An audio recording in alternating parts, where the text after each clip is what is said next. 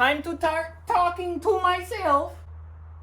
Alright, so pretty much the first thing that we're going to start working on is this rear end here. And, you know, it's squirting oil out the two sides. There's a couple things we got to do. So we got to pull the diff cover out. We got to get, you know, the C-clips out, pull the axle shafts out, because we got to do wheel seals on this and clean them all up. So let's start tearing this thing apart.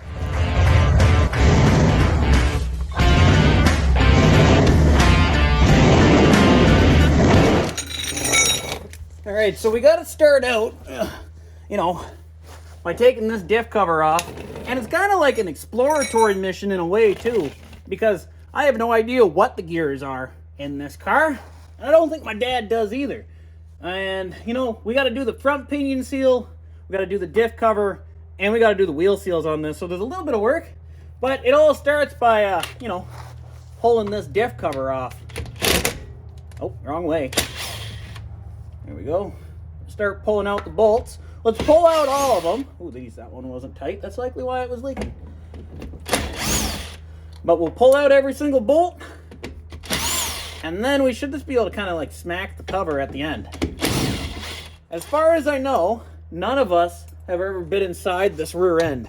Ever since, you know, this car was built back 20 years ago. So I think the fluid is overdue, to tell you the honest truth. Oh, that's the best sound. Oh no. I'm rounding it. Here, switch tools. I'd be lying if I said this differential smelled nice. But if you guys ever did a diff before, you would know that's not the case. Well, good news is the oil looks pretty clean. That means there hasn't really been water in here, which is good. That's actually a really good sign. Considering the rest of the car, you know, has OEM stuff, it's nice to see that there's good oil in here. Kind of slide this cover out. I think it has to go out from the top. There we go. That's what I thought. I was gonna say, you have to take a sway bar off for just that. That's crazy.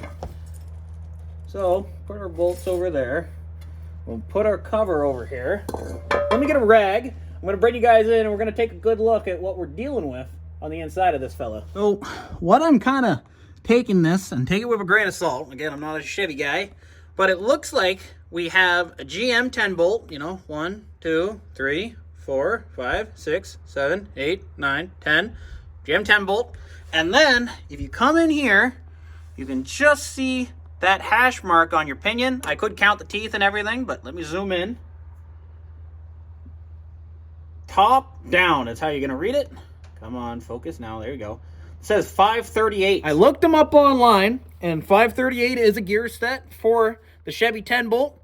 So this car is running a 538 gear, rear gear, with a clutch packed LSD. I guess I never showed you guys, but I can show you that, on a GM 10 bolt. So it's a pretty lightweight combo. It's a good thing this car is lightweight, because as far as I know, you know, Chevy 10 bolts aren't the strongest things, but, you know, Vice Grip Garage ran it in Independence for a long, long time, and it never blew up, and he was running 1,000 horsepower on that thing. So it should survive this little Trans Am. And yeah, if you look in here, these are your clutch discs. So 1, 2, 3, 4. It looks like 4 clutch discs, likely some steels on the inside. We'll take apart those and just see what their condition is, but we're likely not going to be touching the LSD, any gearing, anything like that. We're really just after the seals, the gasket, and the pinion seal on the back. All right, so now we got to get this bolt out here. Should be a fairly small bolt, likely like I want to say a 5/16 or a 1/4 inch. All right, so it's in park now.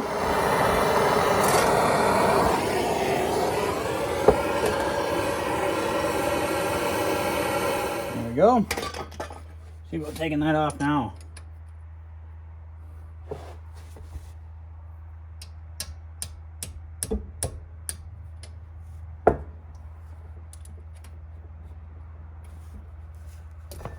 There we go. Yep, turned good. So that guy's all undone now. We'll pull him out. There we go. Pull our bolt out. So he's out now.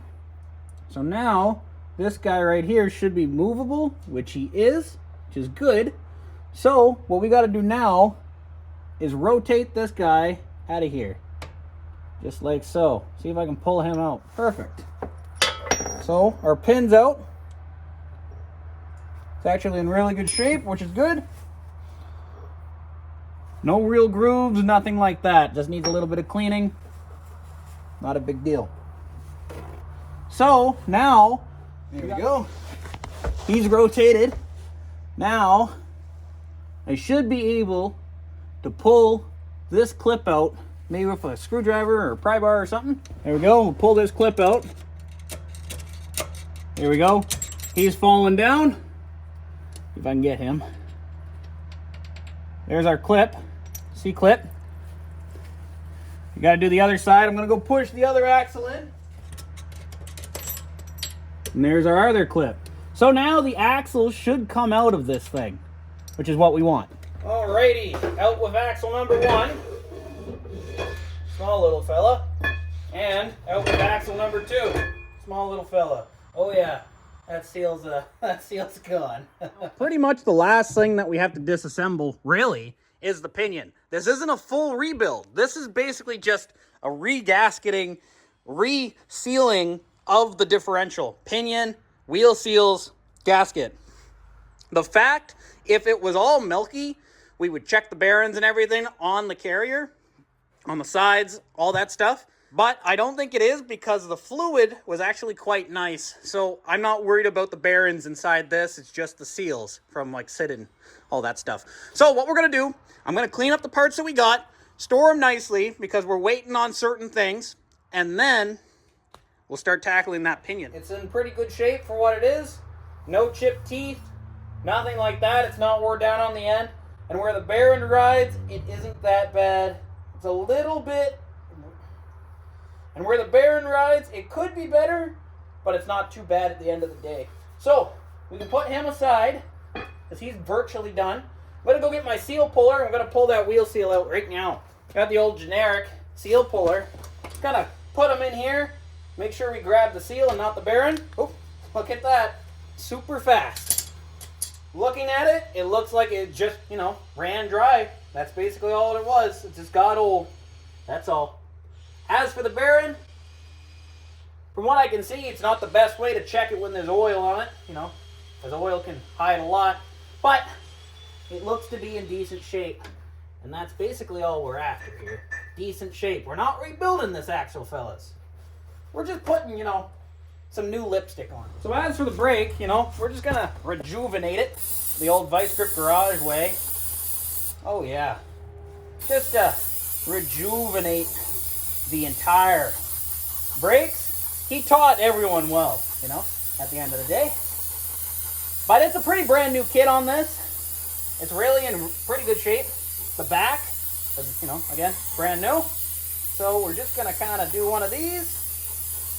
Clean them up. Perfect. That should be fine. Now, wipe her down. Get all that old goo and crap and all that stuff off of here. And there we go. That's pretty much one side. We'll come in here with some sandpaper right before we put the new seal in. But I'm going to bring you guys in because I want to show you something. When I was little, like I'm talking little, when this car was built, my dad had it built out of town.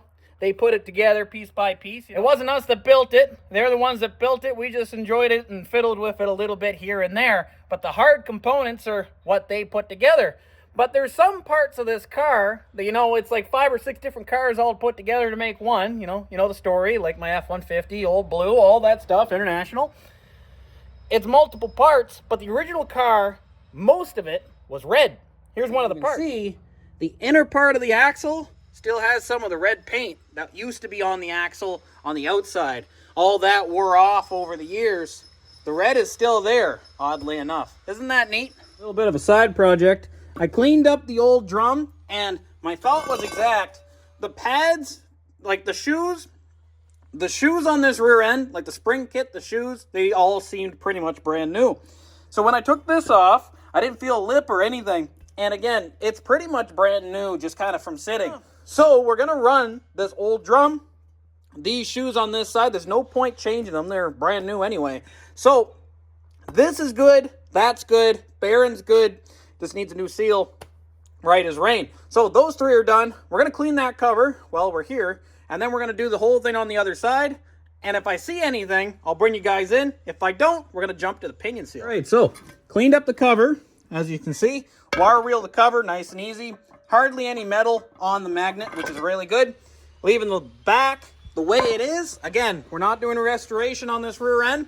Just basically putting parts in her. Make her all, you know, reliable. Cleaned up the gasket surface on this, and it was a gasket, as you can see. We're going to elect to use a high temp vulcanization fluid, aka, you know, silicone. Silicone's never done me wrong with these fellas. We're going to use that guy. I think it's going to work out pretty darn slick. Time to pull that other axle shaft out. All right, so we got this side pretty much all squared up. New e-brake cable, new pretty much everything all the way through. And she's all happy and hunky-dory. So let's take you guys on the other side. I'll show you guys what we're going to do. We're going to replace the bearing, seal, couple things. New e-brake cable on the other side. And we should be right as rain. All right, so generally speaking, this is actually in really good shape. The shoes are pretty much brand new. The actual kit on the inside is pretty much brand new. Same as the cylinder. But we're going to have to change the seal in the bearing. The bearing is actually good, but you couldn't find seals, and it was kind of a roundabout way of doing things. But I finally figured it out. But what we're going to have to do is pull out this bearing, weld the race, pull him out, and then we can put the good bearing back in and the new seal. All right, so first thing that we're actually going to do, I'm going to cut this e-brake off multiple spots, get him out of there, because we basically have to replace this guy. First thing we're going to do.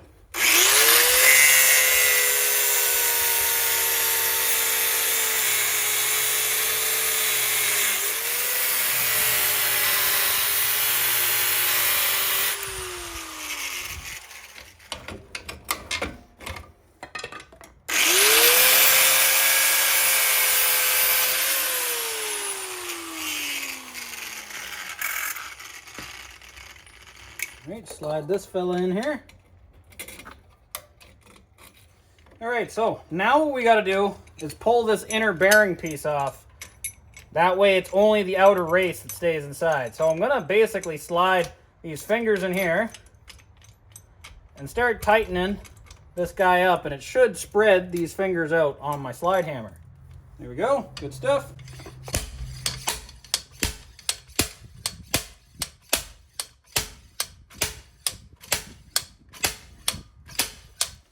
And basically, we're just going to pull this bearing to shreds on its way out, and that's what we wanted.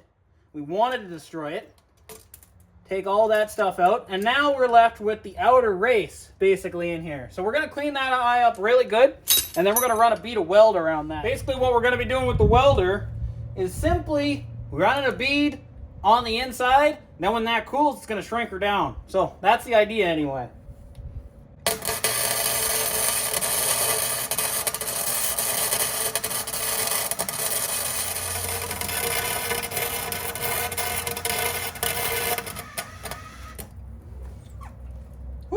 There we go. Little smoky. Let's put the slide hammer on that guy and see. We might have to do the top, but I don't think so. There we go. And out she comes. Nice, fatal, one full swoop, because it's all heated and it shrunk it down. Awesome. So now that's kind of what we're dealing with, the inside. Gonna clean that guy up real nice, brake clean rag, a little bit of wire wheel action. Then we can put the new bearing in and the new seal. So now we're just gonna gently rat-a-tat-tat our bearing inside. Not rocket science on this one, fellas. Just kind of tap, tap, tap them in.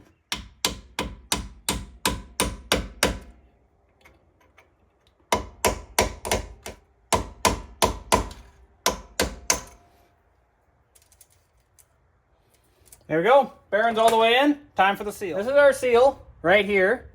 And basically, that guy, he's going to go in just like so. So, we're going to put a little bit of black RTV just on the outside. Not a whole lot. Just to kind of help it, you know. Because it's an old axle, it's a good idea to put a little bit of extra help for this flat surface to seal up. Because I don't think you know, she's a factory fresh unit anymore. So the silicone's going to really help her out. So we'll put that guy in there, kind of start him out with the hammer.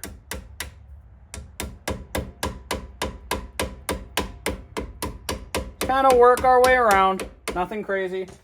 He's kind of in there, so we're going to put our socket on and use him kind of as our driver.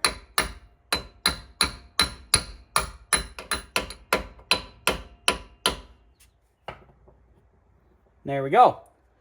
So we'll wipe clean all the extra silicone, and we're going to put some assembly lube right on the outside, just so you know, when it starts to actually move around, it doesn't completely tear up the new seal on that new axle shaft. And there we go. So that wheel seal is all done up. Take our axle shaft and let's throw him back inside this.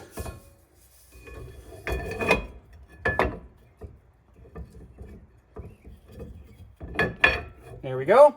Put a little bit of assembly lube just on this. You can use grease too. Just kind of helps it with the dry start until the oil can kind of get its way down there. Not going to hurt anything. It's only going to help. There we go. Now I can tell you one thing. It's been a hot minute since we've been in here. But what we got to do first, we got to put our C-clips back in, right into our center section. So we'll push in that guy. We'll push in our axle all the way. Feed our C-clip back into her. Push that guy back forward. So we got the C-clip number 1 in. Time for C-clip number 2. Feed our clip in. Good.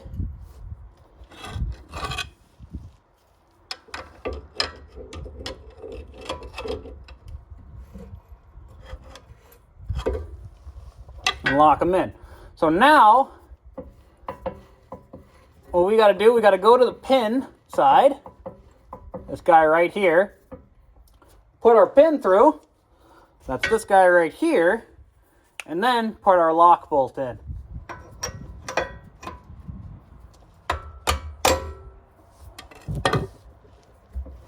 Our pin's in. Now, we just got to put our lock bolt in. Now, contrary to popular belief, for this cross pin, this little tiny lock pin for your main pin, now against popular belief, I like to use red Loctite on my little lock pin for my main pin. And the main reason is, you don't want this fella, flying out. And I know what you're going to say. Red Loctite on that bolt, that's a recipe for a snappy. But you got to remember, when you take this guy apart, use heat. If you use heat, it breaks down the Loctite, comes out almost by hand at that point. Don't screw around with the rotating bits. You know what I mean? So let's put that guy in, Zeus him down, and then we should be able to put our gasket on. And there we go. So he's locked in. So now we just got to put our gasket. All right, so now we're going to put some black RTV on our cover, because this is how we're going to seal this guy. I'm not using a gasketo. Just going to use this guy. Should work pretty darn good, not going to lie.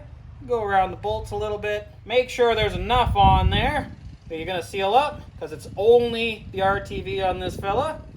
But don't overdo it. You don't need 1,000 gallons of the miracle goo. But she does work some slick. There you go.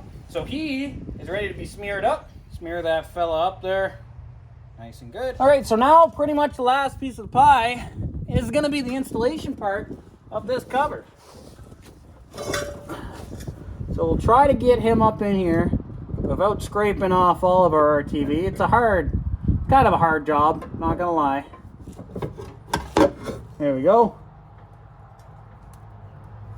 So he's on. So put a couple bolts in.